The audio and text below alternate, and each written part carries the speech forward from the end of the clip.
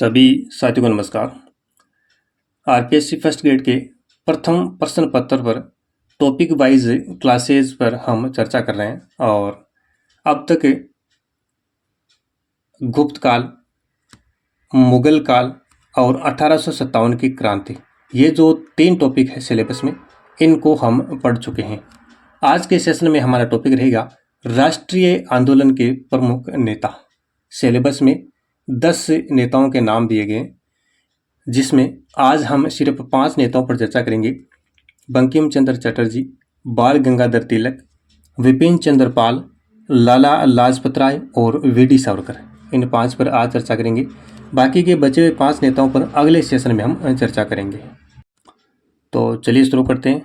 और देखिए, जो फर्स्ट ग्रेड में पीछे के एग्जाम में इन टॉपिक से संबंधित जो क्वेश्चंस आए हुए हैं, उन प्रश्नों को हम इस वीडियो के लास्ट में देखेंगे और लास्ट में हम बात करेंगे कि इन टॉपिक्स को आपको किन बुक से कवर करना चाहिए, ये बात भी हम करेंगे। तो पहले पढ़ते हैं। देखिए, सबसे पहला नाम आता है इनमें बंकिम चंद्र चटर्जी का। बंकिम चंद्र चटर्जी बंगाल के एक प्रकांड विद्वान कह सकते हैं हम, बंगाल के प्रकांड विद्वान और एक विख्यात उपन्यासकार, एक साहित्यकार के रूप में भी ये प्रसिद्ध है। और इन्होंने देशभक्ति के विचारों को भी बड़े बेहतरीन ढंग से प्रस्तुत किया है। तो देखिए, इनका जन्म हुआ है 26 जून 1838 को। इनका जन्म 26 जून 1838 को हुआ है 24 परगना कांठलपाड़ा बंगाल में। तो इनका संबंध सीधा सा बंगाल से है। जन्म स्थान जो है ये ध्यान में रखिएगा, कांठलपाड़ा। कई बार क्वेश्चन बन सकता है कि किस नेता का संबंध है कांठलपाड़ा बंगाल से, तो आपको बंकिम चंद्र चटर्जी करना है इस प्रकार से। प्रेसिडेंसी कॉलेज कलकत्ता से बीए की उपाधि लेने वाले ये पहले भारतीय थे। प्रेसिडेंसी कॉलेज जो कि कलकत्ता में, वहाँ से बीए की उपाधि लेने वाले प्रथम भारतीय कौन थे? बंकिम चंद्र चटर्जी। कुछ इनकी रचनाएं देखिए। इनका एक उपन्यास है दुर्गेश नंदिनी, 1864 में रचित इनका एक प्रसिद्ध उपन्यास है। आनंद मठ है, जो कि सर्वश्रेष्ठ इनका उपन्यास है और 1882 में ये लिखा गया था। यह इनका सबसे प्रसिद्ध उपन्यास है आनंद मठ, जो कि सन्यासी विद्रोह की पृष्ठभूमि पर लिखा गया है। एक राजनीतिक उपन्यास की श्रेणी में आता है, ध्यान रखिएगा। 1882 सन्यासी विद्रोह की पृष्ठभूमि पर लिखा गया और यह एक राजनीतिक उपन्यास है, ये भी ध्यान रखना है। राष्ट्रगीत इनका वंदे मातरम 1874 में लिखा गया। राष्ट्रीय गीत वंदे मातरम किसने लिखा? बंकिम चंद्र चटर्जी ने। 1874, ये डेट भी ध्यान में रखिएगा, 1874 में। अन्य इनकी रचनाएं देखिए। एक तो है कपाल कुंडला, 1866 में लिखी गई कपाल कुंडला। एक है चंद्रशेखर, मृणालिनी, देवी चौधरानी, राधा रानी, कृष्ण कांतेर विल, मोचीराम गोरेर और विषय वृक्ष। विषय वृक्ष, ये विश्व वृक्ष है शायद, यहाँ पे विश्व वृक्ष। तो ये इनकी अन्य रचनाएं, इनको भी ध्यान में रखिएगा। कपाल कुंडला, चंद्रशेखर, मृणालिनी, देवी चौधरानी, राधा रानी, कृष्ण कांतेर विल, मोचीराम गोरेर और विश्व वृक्ष। यहाँ से भी क्वेश्चन बन सकता है। सीतराम 1886 इनका अंतिम उपन्यास है। सीतराम इनका अंतिम उपन्यास है, जो जिसमें मुस्लिम सत्ता के प्रति एक हिंदू शासक का विरोध दर्शाया गया है। मुस्लिम सत्ता के प्रति एक हिंदू शासक का विरोध दर्शाया गया है। किस रचना में? सीतराम उपन्यास में, जो कि बंकिम चंद्र चटर्जी का अंतिम उपन्यास माना जाता है। ललिता ओ मानस इनका कविता संग्रह है। किनका? बंकिम चंद्र चटर्जी का। फिर देखिए, 1872 में बंग दर्शन नामक साहित्यिक पत्रिका भी इन्होंने निकाली। 1872 में बंग दर्शन नामक एक साहित्यिक पत्रिका भी इन्होंने निकाली, बंकिम चंद्र चटर्जी ने। तो ये थे पहले नेता बंकिम चंद्र चटर्जी। इनसे संबंधित ये खास पॉइंट थे जहाँ से क्वेश्चन बनने की सर्वाधिक संभावना है। देखिए, नोट्स टाइप में ही लिखा गया है, मैटर और भी बहुत ज़्यादा हो सकता है, लेकिन जो मुख्य इंपॉर्टेंट चीज़ें मुझे लगी वो मैंने यहाँ पे कवर की है। तो ये तो आपके ध्यान में होना ही चाहिए। इसके अलावा अगर कोई अन्य आपको फैक्ट कहीं से भी मिले तो आप नोट्स में प्लस जहाँ भी जगह मिले ऐड करते जाइए, उसमें कोई दिक्कत नहीं है। लेकिन आप इस प्रकार से शॉर्ट नोट्स तो बनाइए पहले, ये इतना तो होना ही चाहिए आपके पास। उसके बाद में जो भी चीज़ें नहीं मिले ऐड करते जाइए, कोई दिक्कत नहीं। पहले ये याद हो। किसी के बारे में अगर आप पढ़ रहे हैं तो मुख्य मुख्य चीज़ें, जैसे मान लो कोई 10 ही पॉइंट हो तो वो आपको पहले याद नहीं है, आप 50 पॉइंट लिख रहे हो तो क्या फ़ायदा फिर उनका। जो याद होना चाहिए, जो जितनी सरल चीज़ें पहले वो याद होनी चाहिए, फिर सरल से कठिन कर बढ़ना चाहिए। चलिए आगे बात करते हैं। बाल गंगाधर तिलक, लोकमान्य तिलक के रूप में ये प्रसिद्ध है, लोकमान्य तिलक के नाम से भी जाने जाते हैं। देखिए इनका जन्म, ये भी एक मतलब राष्ट्रवादी नेता थे, प्रख्यात भारतीय राष्ट्रवादी नेता। इनका जन्म 23 जुलाई 1856 चीखली गांव, रत्नागिरी, महाराष्ट्र। तो इनका संबंध है महाराष्ट्र से। बंकिम चंद्र चटर्जी का संबंध था बंगाल से। एक ब्राह्मण परिवार में इनका जन्म हुआ। इनके बचपन का नाम था केशव। क्वेश्चन बने किस नेता के बचपन का नाम केशव था, तो आपको उत्तर करना है बाल गंगाधर तिलक। महाराष्ट्र से इनका संबंध है, चीखली गांव और रत्नागिरी। इनके देखिए उपनाम देखिए, हिंदू राष्ट्रवाद का पिता, हिंदू राष्ट्रवाद का पिता, भारत का बेताज बादशाह, आधुनिक भारत का निर्माता, महात्मा गांधी ने कहा था इनको, और भारतीय क्रांति के जनक नेहरू जी ने कहा था। तो ये 4 इनके बड़े प्रसिद्ध उपनाम है। यहाँ से क्वेश्चन बन सकता है कि हिंदू राष्ट्रवाद का पिता के नाम से जाने जाते हैं बाल गंगाधर तिलक, भारत का बेताज बादशाह किसे कहा जाता है, तिलक साहब को, आधुनिक भारत का निर्माता तिलक, भारतीय क्रांति के जनक नेहरू ने किसको कहा, बाल गंगाधर तिलक को। इस प्रकार से क्वेश्चन बन सकता है। गांधी जी ने आधुनिक भारत का निर्माता किसे कहा, बाल गंगाधर तिलक को। तिलक ही प्रथम व्यक्ति थे जिन्होंने स्वराज्य की मांग स्पष्ट रूप से की। भारतीय क्रांतिकारियों में या यूं कहें नेताओं में प्रथम व्यक्ति थे तिलक, जिन्होंने स्वराज्य की मांग स्पष्ट रूप से कर डाली। इन्होंने कहा कि स्वराज्य मेरा जन्मसिद्ध अधिकार है और मैं इसे लेकर रहूंगा। ये नारा इन्होंने दिया, स्वराज्य मेरा जन्मसिद्ध अधिकार है और मैं इसे लेकर रहूंगा। तिलक साहब अंग्रेजी शिक्षा के घोर आलोचक थे। अंग्रेजी शिक्षा के ये घोर आलोचक थे। इन्होंने एज ऑफ कंसेंट बिल 1891 का इसीलिए विरोध किया था। इनको अंग्रेजी शिक्षा बिल्कुल भी पसंद नहीं थी साहब, इसीलिए इन्होंने एज ऑफ कंसेंट बिल जो कि 1891 से संबंधित है, इसका इन्होंने विरोध किया। फिर देखिए इनके 2 प्रसिद्ध पत्र, एक तो है केसरी जो कि मराठी भाषा में 1881 में मुंबई से निकला, दूसरा था मराठा अंग्रेजी भाषा में 1882 में मुंबई से। केसरी जो है ये तो निकला साहब मराठी भाषा में, और जो मराठा है वो निकला है अंग्रेजी भाषा में। इस प्रकार ध्यान रखिएगा, केसरी मराठी भाषा में और मराठा अंग्रेजी भाषा में, दोनों बंबई से प्रकाशित हुए हैं। 1893 ईस्वी में गणपति उत्सव और 1895 में शिवाजी मेला इन्होंने आरंभ किया। गणपति उत्सव और शिवाजी मेले का संबंध किसे, तिलक से। तिलक भारत के प्रथम राजनीतिक कैदी माने जाते हैं। भारत के प्रथम राजनीतिक कैदी कौन माने जाते हैं, बाल गंगाधर तिलक। फिर आगे देखिए 1897 में चापेकर बंधुओं ने पुणे के प्लेग कमिश्नर की हत्या कर दी।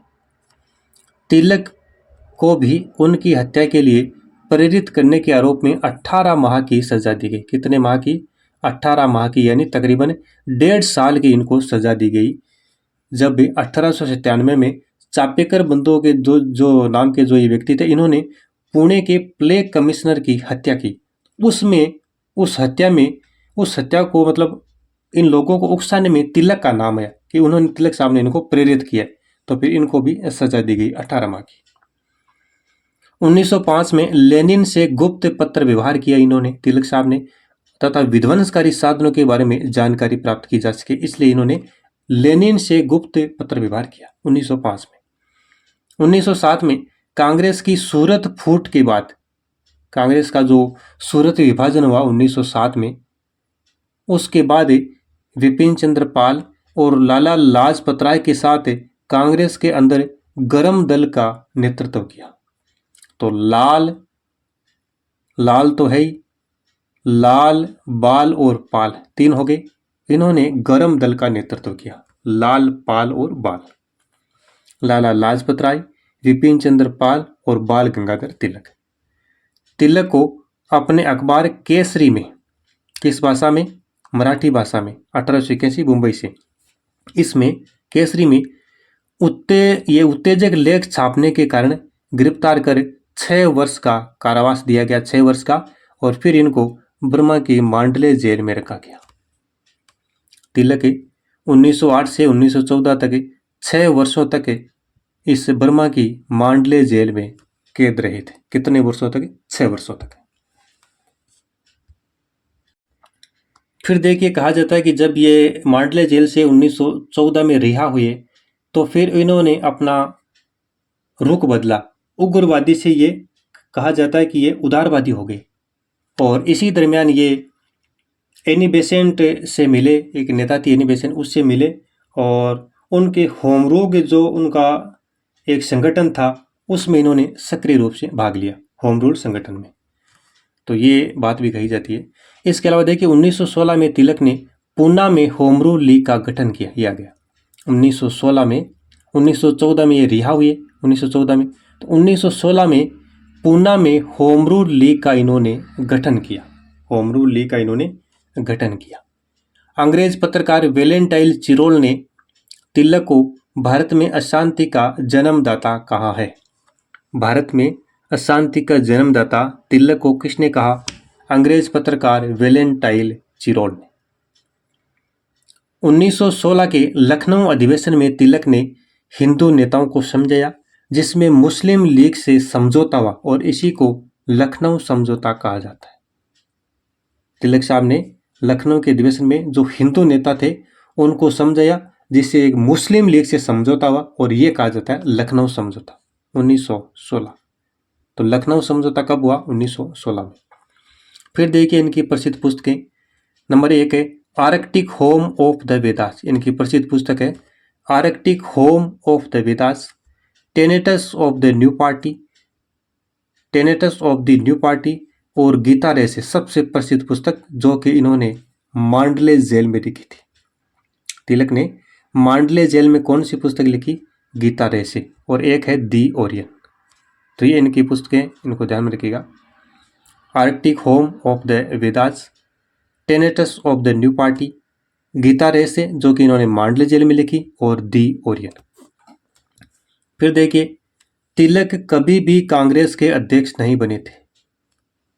तिलक साहब कांग्रेस के अध्यक्ष कभी नहीं बने थे, हालांकि मौका मिला था। कब? देखिए 1918 में इन्हें कांग्रेस अधिवेशन के लिए अध्यक्ष चुना गया था 1918 में, किंतु वे उस समय लंदन में थे या भारत में उपस्थित नहीं थे। तो इसलिए इस दरमियान मदन मोहन मालवीय ने उनका स्थान लिया और इन्होंने उस अधिवेशन की अध्यक्षता की। किन्होंने? मदन मोहन मालवीय ने।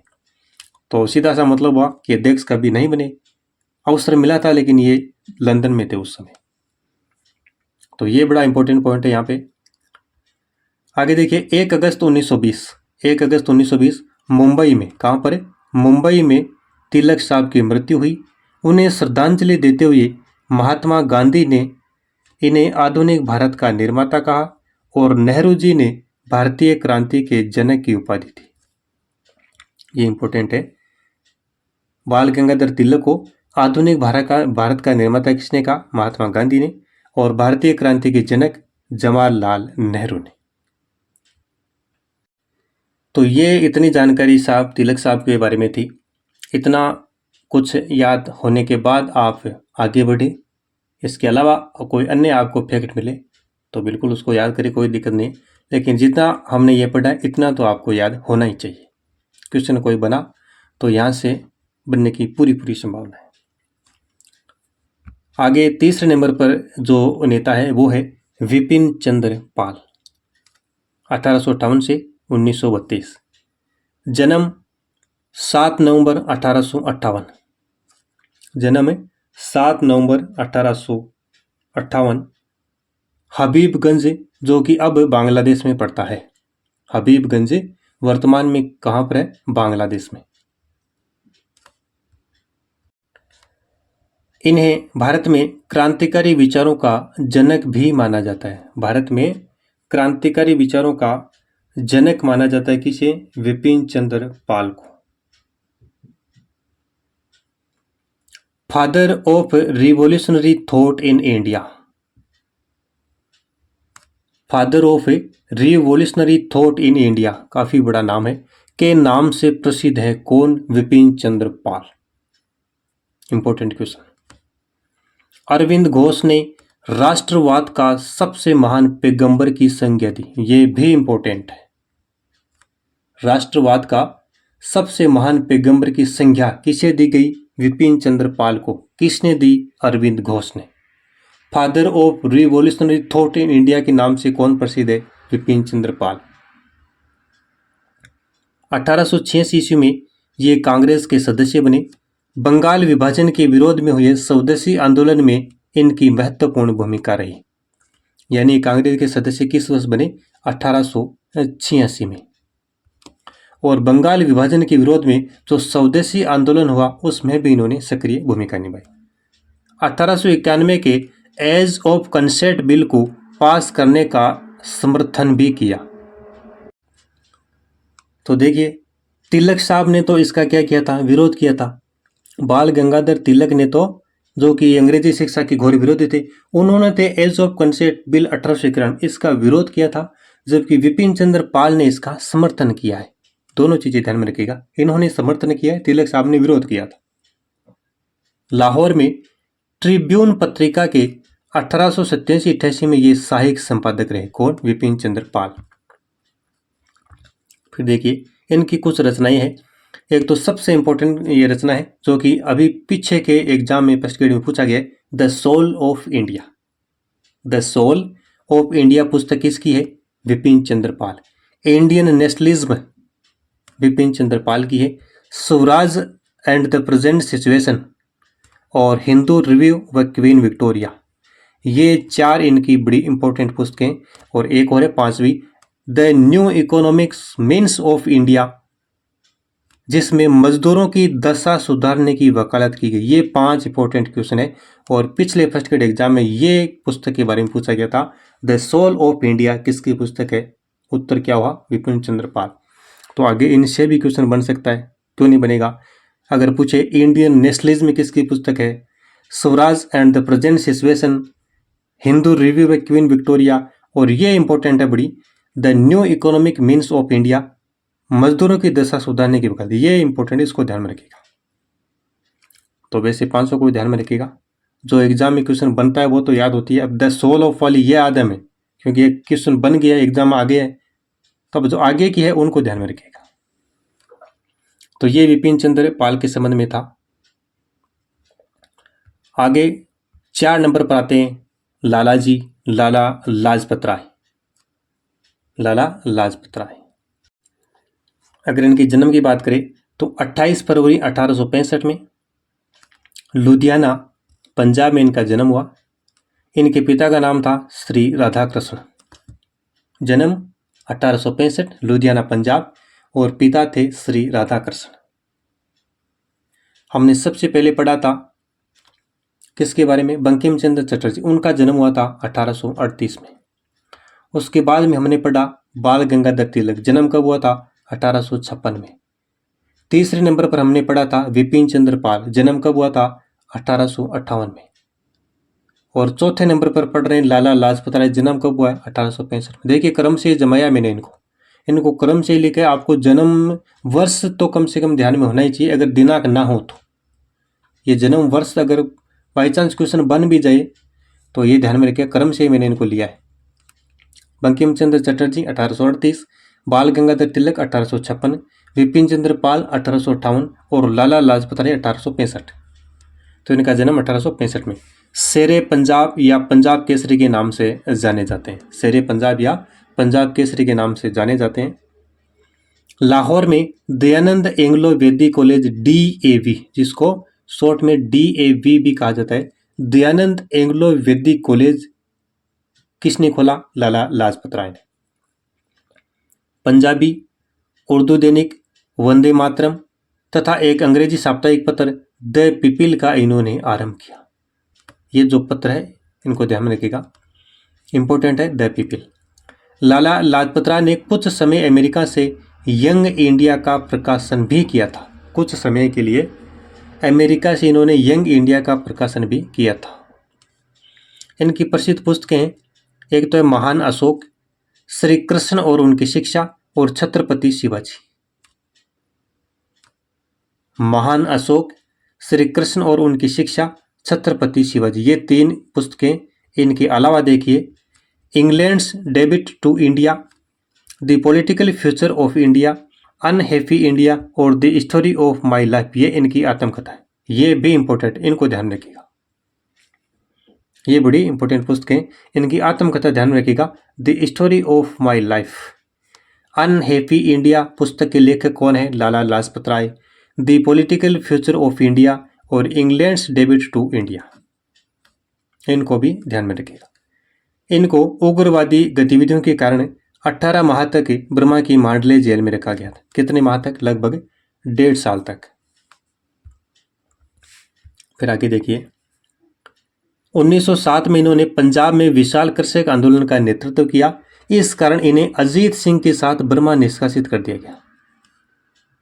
पंजाब में एक किसान आंदोलन हुआ जिसका इन्होंने नेतृत्व किया, तो इसीलिए इनको अजीत सिंह के साथ बर्मा के लिए निष्कासित कर दिया और बर्मा में ही इनको 18 माह तक जेल में रखा गया था। आगे बात करते हैं 1920 में लाहौर में सर्वेंट्स ऑफ पीपल सोसाइटी की स्थापना की। 1920 में लाहौर में सर्वेंट्स ऑफ पीपल सोसाइटी की स्थापना किसने की?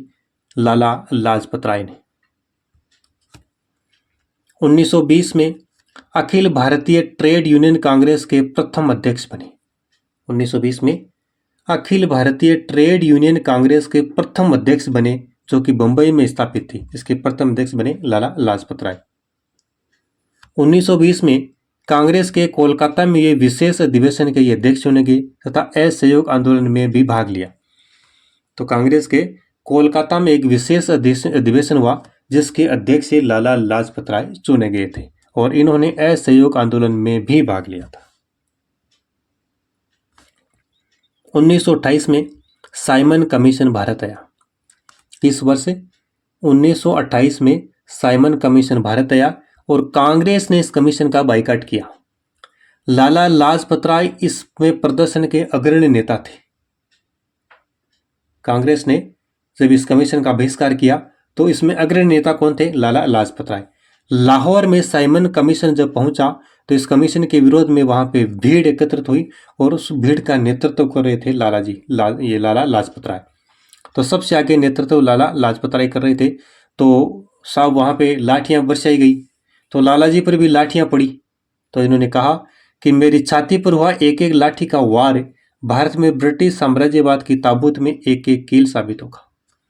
मेरी छाती पर जो एक एक लाठी का वार हुआ है, भारत में ब्रिटिश साम्राज्यवाद की ताबूत में एक एक कील साबित होगा। ये बात कही थी लाला लाजपत राय ने जब साइमन कमीशन के विरोध में जो प्रदर्शन हुआ उसके तहत इन पर लाठियां बरसाई गई थी। तब लाठियों की वार से ये गंभीर रूप से घायल हो गए और 17 नवंबर 1928 को लाहौर में इनकी मृत्यु हो गई।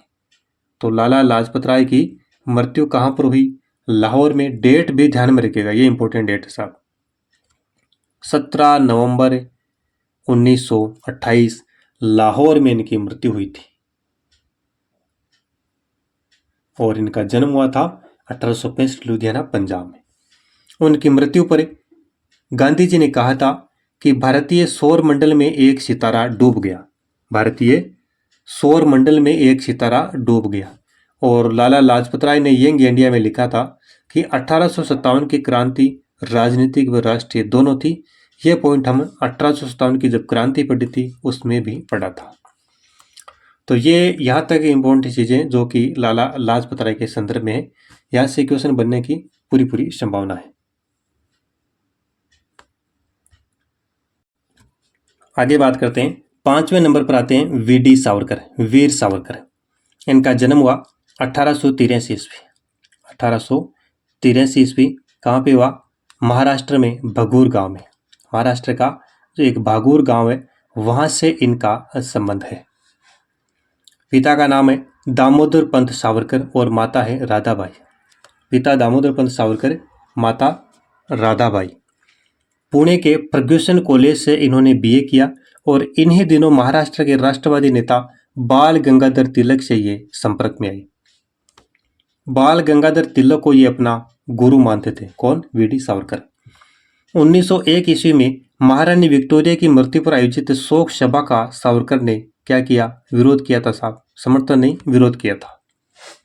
एडवर्ड सप्तम के राज्याभिषेक उत्सव को इन्होंने गुलामी का उत्सव एवं देश व जाति के प्रति विद्रोह कहा। एडवर्ड सप्तम का जब राज्याभिषेक समारोह आयोजित किया गया तो उसको वीडी सावरकर ने एक गुलामी का उत्सव और देश व जाति के प्रति विद्रोह की संज्ञा दी। सावरकर ने मेजिनी की जीवनी का मराठी में अनुवाद किया। मेजिनी की जीवनी का किस भाषा में अनुवाद किया? मराठी में। किसने? वीडी सावरकर ने।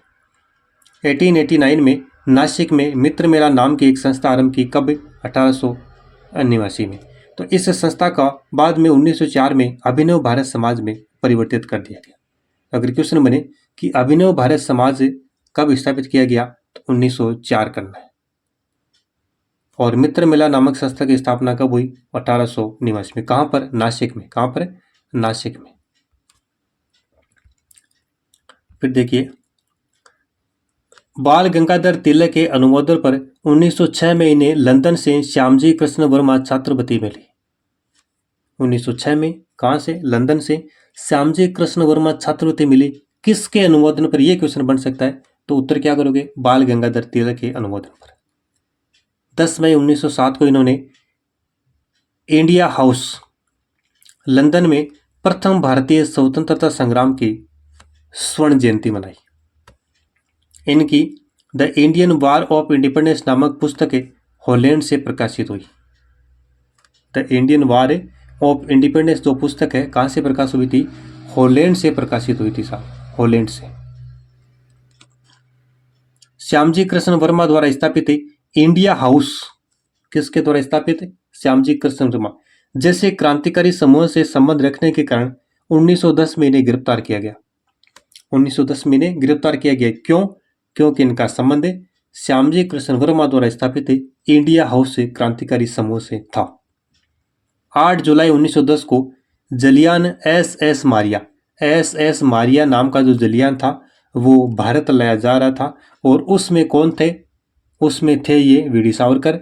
तो वह समुद्र में कूद गए। तो जब वायुयान से इनको ये जलियान से लाया जा रहा था तब ये रास्ते में समुद्र में कूद गए साहब, लेकिन पकड़े गए, भाग नहीं पाए। तो फिर क्या किया?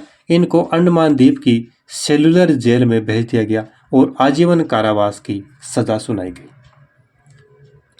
आगे देखिए, नासिक के जिला मजिस्ट्रेट जैक्सन की हत्या के कारण नासिक षड्यंत्र कांड के अंतर्गत इन्हें काला पानी की सजा पर भी सेलुलर जेल में भेजा गया। देखिए चीजें सारी इंपॉर्टेंट है यहाँ पे, मतलब इंपॉर्टेंट तो फैक्ट वहीं लिए गए हैं, कोई कहानी नहीं बन रही। अगर पूरा मैटर इनसे संबंधित पूरी डिटेल पढ़े तो काफ़ी बड़ा चैप्टर बनता है, लेकिन जो जो इंपॉर्टेंट फैक्ट वहीं लिए गए हैं, मतलब जो चीज़ लिखे वो सीधे सीधे याद ही करनी है, ये समझिए आप। तो इनको जैक्सन की हत्या के कारण नासिक षड्यंत्र केस के तहत भी काला पानी की सजा के तहत सेलुलर जेल में रखा गया। सावरकर 4 जुलाई 1911 से 21 मई 1911 तक लगभग 10 वर्षों तक काला पानी की सजा के तहत सेलुलर जेल में रहे और ये भारत के एकमात्र क्रांतिकारी थे जिनको 2 बार काला पानी की सजा के तहत ये सजा भुगतनी पड़ी।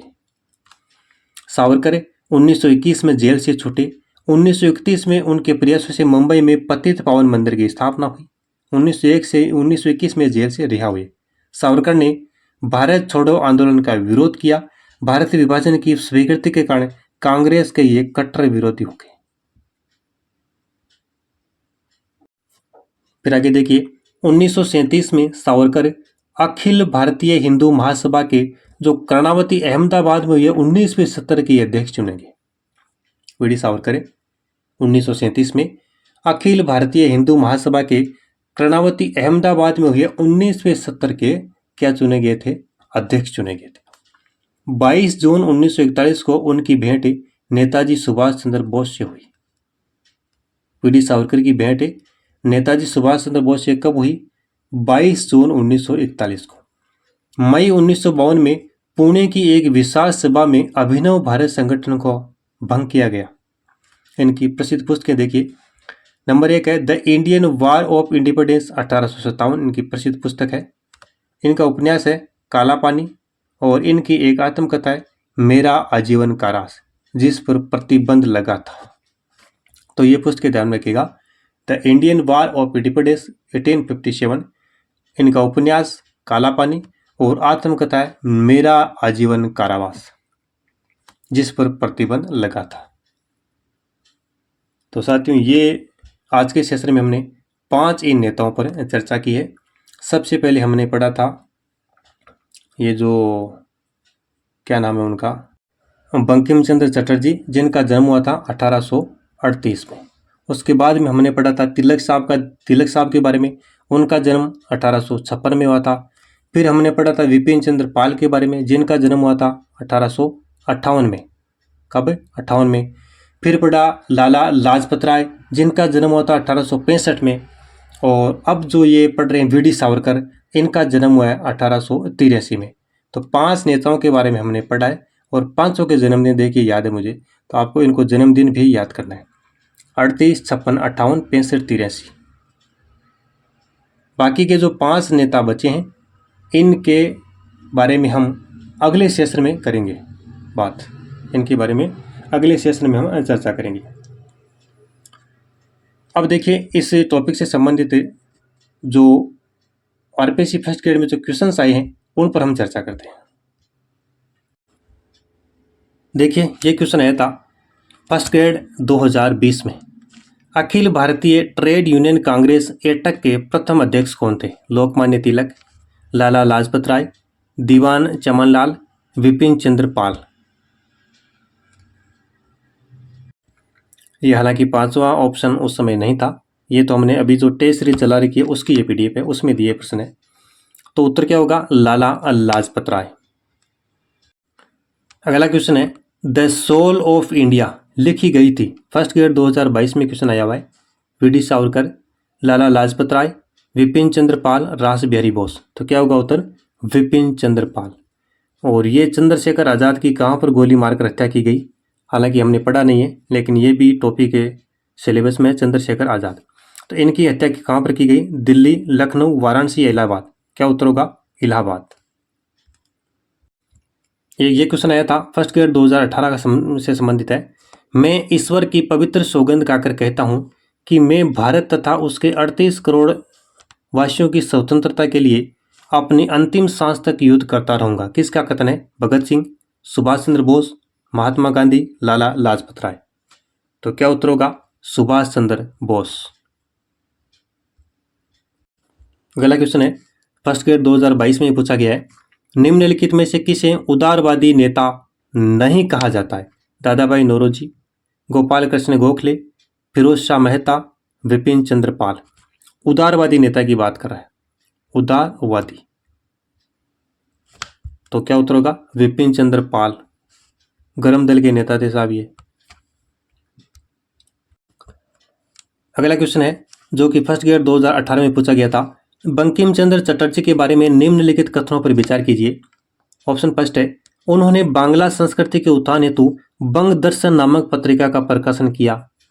बंग दर्शन 1872 आया याद। आनंद मठ के अतिरिक्त इन्होंने दुर्गेश नंदिनी और कपाल कुंडला उपन्यास भी लिखे थे। तो लिखे थे साहब आनंद मठ, दुर्गेश नंदिनी, कपाल कुंडला 1866 में। तो पूछ रहा है उपयुक्त में से कौन से कथन सत्य है? केवल ए सत्य, केवल बी सत्य, न तो ए और न ही बी, या ए तथा बी दोनों सत्य हैं। तो क्या होगा? ए तथा बी दोनों सत्य हैं। अगला क्वेश्चन आया हुआ है, सुभाष चंद्र बोस भारतीय राष्ट्रीय कांग्रेस के अध्यक्ष कितनी बार रहे? फर्स्ट ग्रेड 2011 में आया हुआ है। 1 बार, 2 बार, 3 बार, 4 बार। कितनी बार रहे? 2 बार। एक तो हरिपुरा अधिवेशन 1938, एक त्रिपुरा अधिवेशन 1939। 2 बार कांग्रेस के अध्यक्ष रहे थे। अगला क्वेश्चन है फर्स्ट ग्रेड 2020 में आया हुआ है, हिंदुस्तान पब्लिक ये रिपब्लिकन एसोसिएशन के संस्थापक सदस्य कौन थे? चंद्रशेखर आजाद, सचिंद्रनाथ सान्याल, अरविंद घोष, रामप्रसाद बिस्मिल। चारों में से कौन थे सदस्य?